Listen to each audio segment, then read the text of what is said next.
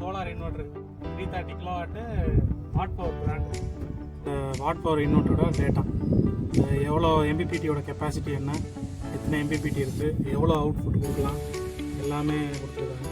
இதில் பார்த்தீங்கன்னா 6 எம்பிபிடிக்கும் 2 சுவிட்ச் கொடுத்துருக்காங்க, ஒரு ஆக்சிலரி சப்ளை. இது ஒரு எம்பிபிடி டிசி சுவிட்சு. இது வந்து கம்யூனிகேஷன் போர்ட்டு. இதில் வந்து நம்ம மொபைல் ஃபோன் கனெக்ட் பண்ணி எவ்வளோ இன்புட் அவுட்புட் போகுதுன்னு மானிட்டர் பண்ணிக்கலாம்.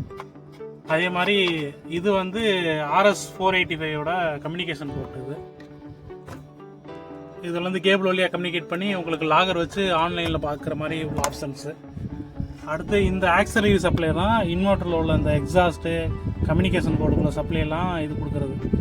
இந்த டிசி சுவிட்ச் வந்து நம்ம எம்பிபிடி 6 எம்பிபிடி இருக்குது. 3 எம்பிபிடிக்கு ஒரு சுவிட்சும் அடுத்து 3 எம்பிபிடிக்கு அந்த 2வது சுவிட்ச் கொடுத்துருக்காங்க. இப்போ இந்த ஒரு ஆஃப் ஆன் பண்ணிங்கன்னா இந்த எம்பிபிடி 6ல் 1, 2, 3 இந்த 3 வந்து ஒரு சுவிட்ச் கண்ட்ரோல் வந்துடும். அடுத்து 4, 5, 6 ஒரு சுவிட்ச் கண்ட்ரோல் வந்துடும். 2டையும் செப்பரேட்டாக ஆன் பண்ணிக்க முடியும். நீங்கள் எம்பிபிடியில் லோடு வந்து ஷேர் பண்ணி கொடுத்தீங்கன்னா தான் உங்களுக்கு நல்ல எஃபிஷியண்ட்டாக வேலை பார்க்கும்.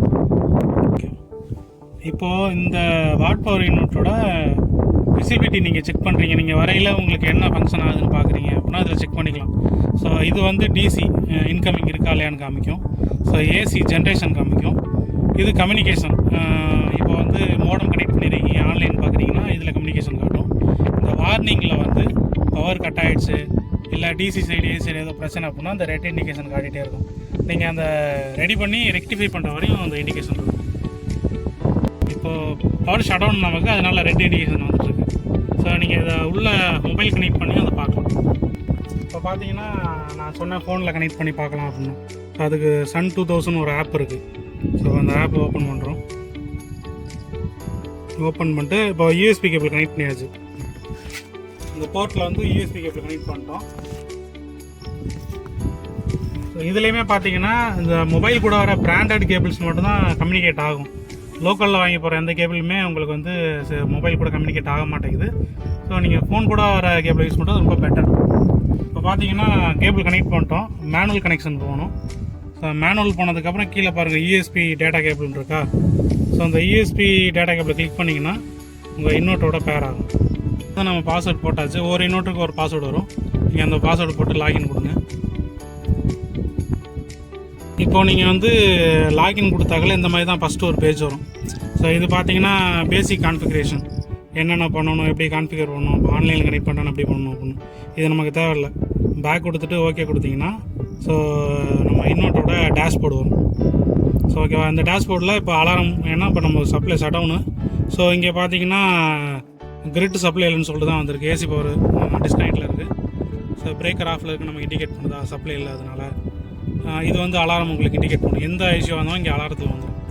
ஸோ அதே மாதிரி நீங்கள் மானிட்டர் பண்ணுறீங்கன்னா மானிட்டர் கொடுத்தீங்கன்னா இப்போது எவ்வளோ ஹையில் போகுது, கரண்ட் பவர் எவ்வளோ வரும், இன்றைக்கி எவ்வளோ ஜென்ரேஷன் வந்திருக்கு,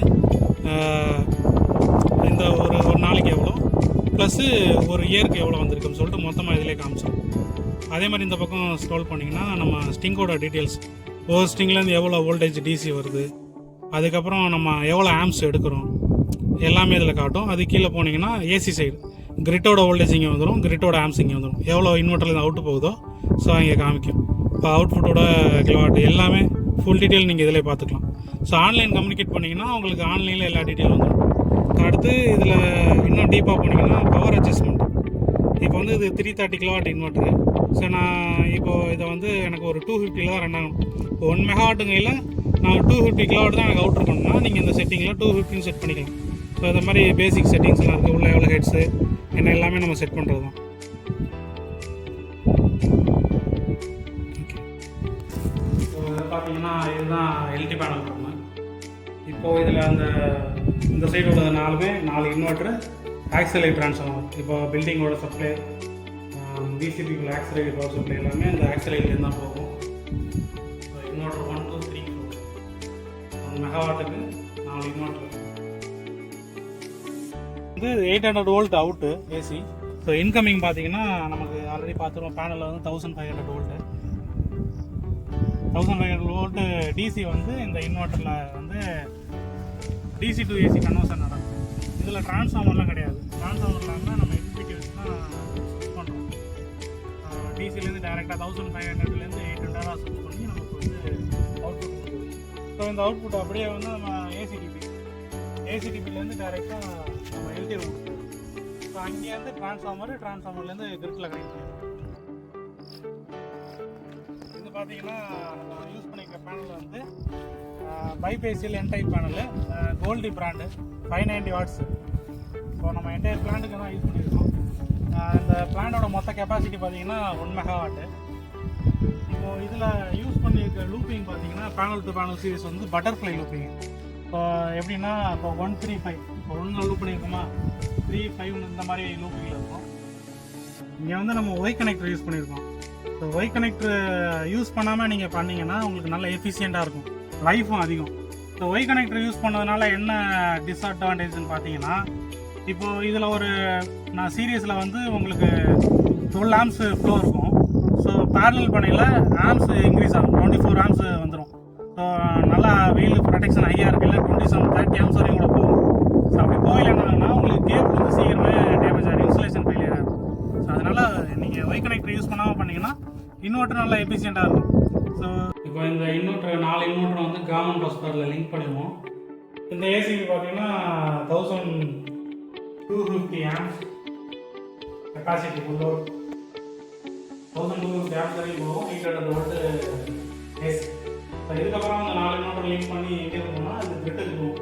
கிரிட்டுக்குன்னா அதுக்கு அடுத்து டிரான்ஸ்ஃபார்மர். இப்போது 800 to 33 ஃபஸ்ட்டு 1500 டிசிலேருந்து 800 ஏசியாக மாற்றணும். 800 ஏசிலேருந்து இப்போ 33 kV ஏசியாக மாற்றணும். ஸ்டெப் பண்ணணும். இப்போ டிரான்ஸ்ஃபார்மர் பண்ணலாம்.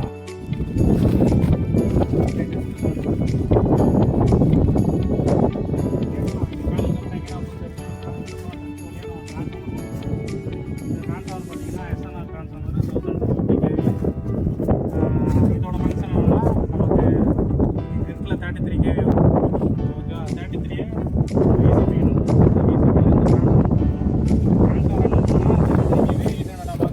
ஏசிபி எல்டி பேனல்லேருந்து இன்வெர்ட்டருக்கு எல்லாமே 800 போகும்.